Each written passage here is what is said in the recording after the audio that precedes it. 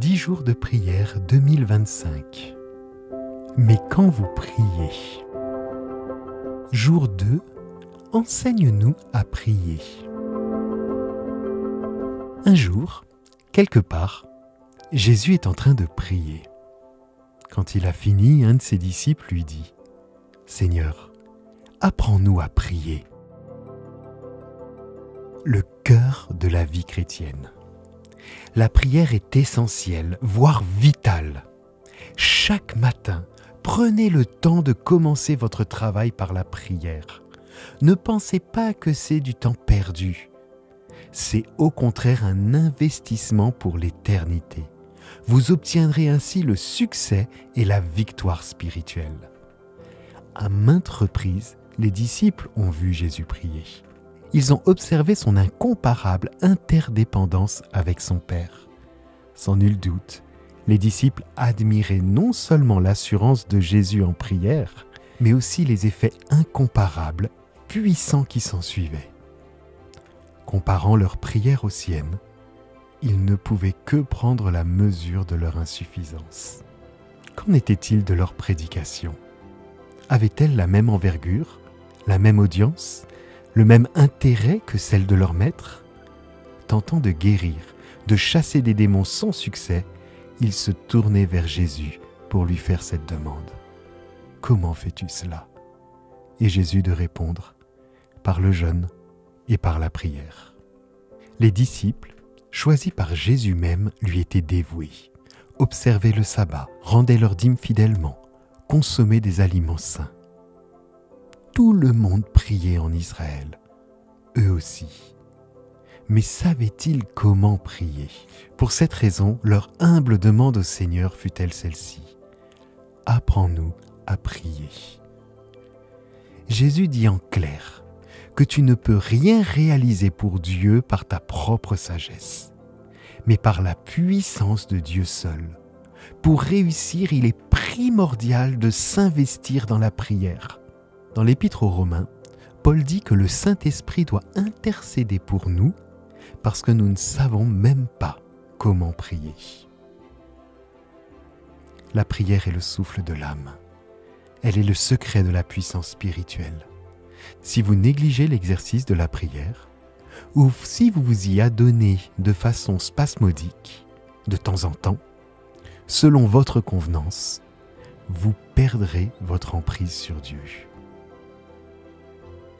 Jésus avait une vie de prière intense et passait souvent toute la nuit en prière.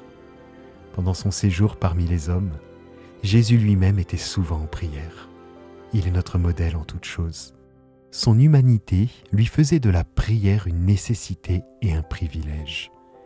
Il trouvait joie et consolation à communier avec son Père.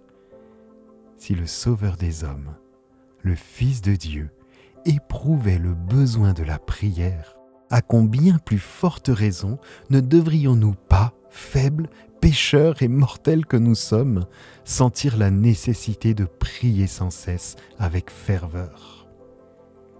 Jésus a fait de la prière sa priorité, la première chose à faire avant de commencer la journée.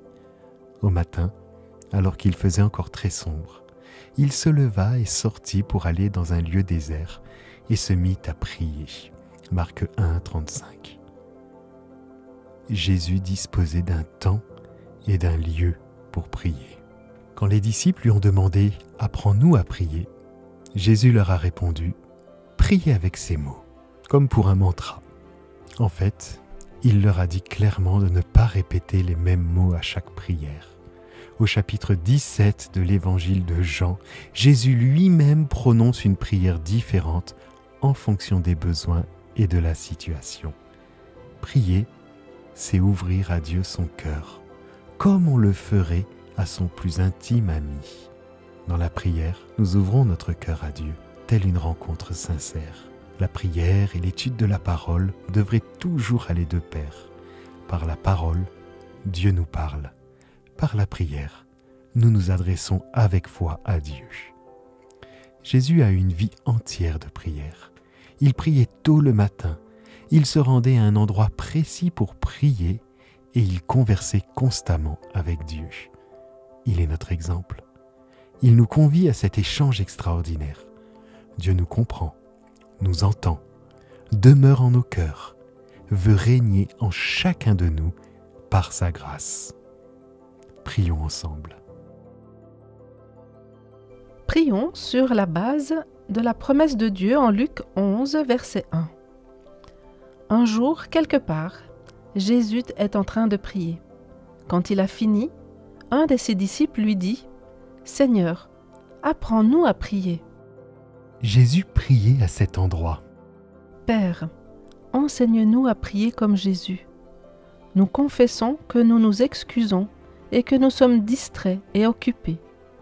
Aide-nous à choisir le meilleur moment et le meilleur endroit pour te rencontrer chaque jour. Change nos priorités et forme de nouvelles habitudes qui nous conduisent en ta présence. Seigneur, apprends-nous à prier. Oui, Seigneur, montre-nous comment prier comme tu l'as fait pour les disciples. Merci pour le bel exemple du Notre Père.